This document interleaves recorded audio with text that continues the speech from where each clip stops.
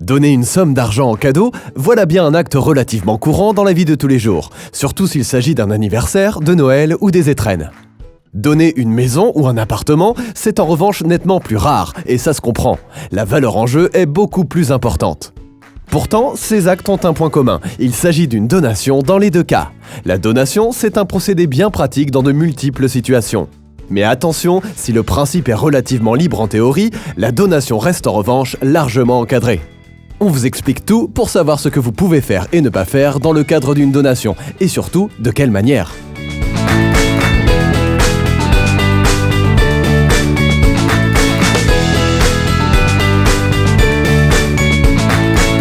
La donation, c'est l'acte par lequel vous transmettez, en tant que donateur, tout ou partie de votre patrimoine à quelqu'un, le donataire. Vous pouvez donner de l'argent, mais aussi un bien, comme un bijou, un meuble ou même une maison. Notez que les biens doivent vous appartenir au moment de la donation. Impossible de donner un bien acquis dans le futur, comme une maison dont vous seriez l'héritier par exemple. À la question « Qui peut effectuer une donation ?», la réponse est « Toute personne peut le faire, à condition de respecter 3 critères. Être majeur ou mineur émancipé, avoir la capacité juridique de gérer ses biens, et enfin avoir la capacité mentale de comprendre les enjeux. Les personnes sous tutelle ne peuvent ainsi pas donner. La donation peut donc être assimilée à une libéralité qui consiste à transférer la propriété d'un bien ou d'un droit d'une personne à une autre. Donation, succession, vous vous demandez peut-être la différence qu'il y a entre les deux. On distingue la donation qui se transmet de son vivant de la succession qui est transmise au décès d'une personne.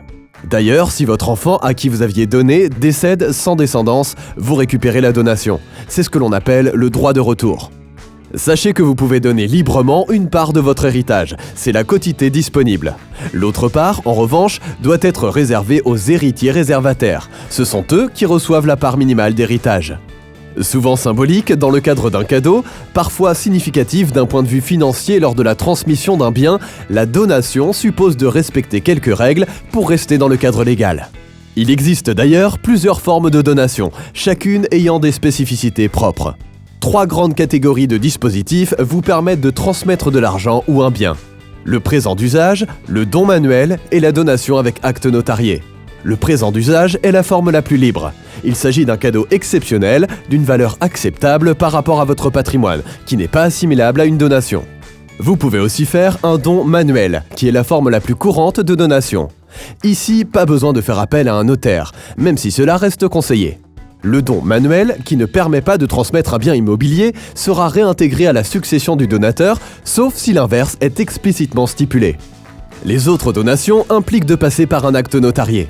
Par exemple, la donation simple, qui permet, elle, de transmettre un bien immobilier. Et il est même possible de donner une entreprise, mais avec obligation de passer devant le notaire dans tous les cas.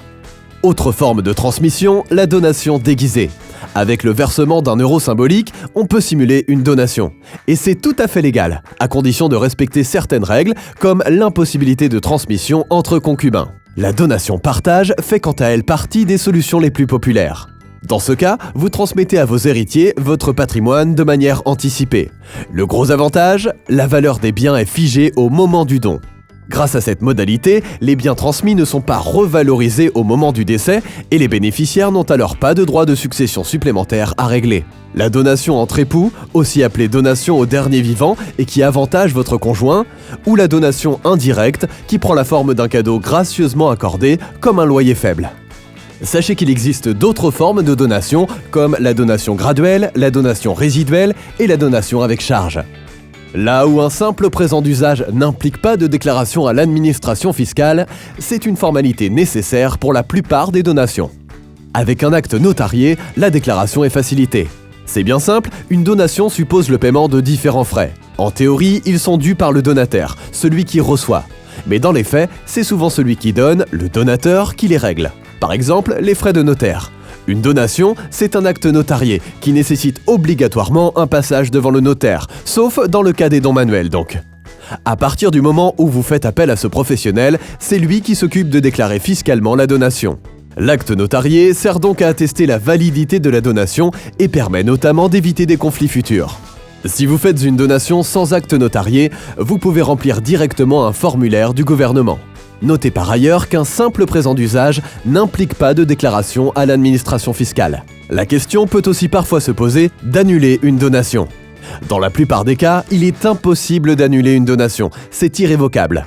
Il existe pourtant quelques exceptions. La donation au dernier vivant peut être annulée par l'un des deux époux par testament ou devant un notaire, sauf si elle a été établie par contrat de mariage. Dans tous les cas, un divorce annule automatiquement la donation entre époux. Autre possibilité d'annulation, par voie de justice. Cette fois, dans des cas bien définis, comme par exemple pour cause d'ingratitude, c'est-à-dire de sévices, délits à votre encontre ou en cas de refus de subvenir à vos besoins alimentaires du donataire. Acte notarié ou pas, une donation doit donc faire l'objet d'une déclaration à l'administration fiscale. Mieux vaut prendre en compte le vrai coût d'une donation avant de procéder à l'acte. Nous l'avons vu, une donation avec acte notarié implique des frais de notaire, avec les émoluments comme coût principal. Un émolument, c'est la rémunération du notaire, fixée par un texte officiel. Il sera alors similaire, quel que soit le notaire choisi. En l'occurrence, pour une donation, il est proportionnel à la valeur en pleine propriété des biens donnés. Mais pour une donation, il faut surtout prendre en compte les prélèvements de l'administration fiscale. Dans le cas d'un bien immobilier, on parle des droits de mutation, qui comprennent les droits d'enregistrement et la taxe de publicité foncière. En somme, c'est un impôt pour le transfert de la propriété du bien. Pour toute autre donation, on parle davantage de droits de succession. Pour faire simple, c'est un impôt, mais vous bénéficiez d'un abattement, soit un montant sur lequel aucun prélèvement n'est possible. Les abattements dépendent du degré de parentalité entre donateur et donataire. Plus les personnes ont un lien proche, plus l'abattement est grand et le taux d'imposition réduit. La donation aux enfants bénéficie par exemple d'un abattement de 100 000 € tous les 15 ans. Ici, c'est une exonération totale car la donation est ponctuelle. Pour les petits-enfants, elle n'est en temps normal que de 31 865 €. En temps normal, car jusqu'au 30 juin 2021, les dons aux enfants, petits-enfants et arrière-petits-enfants sont totalement exonérés jusqu'à 100 000 €. La condition, que la somme prêtée soit affectée à la construction de la résidence principale, à des travaux de rénovation énergétique de cette même résidence ou à la création et au développement d'une petite entreprise. Autant de règles qui prouvent que les donations sont envisageables mais restent très encadrées, surtout si votre lien de parenté avec le donataire est éloigné. Ce n'est pas un frein pour autant. La preuve, 5 millions de foyers déclarent une donation chaque année.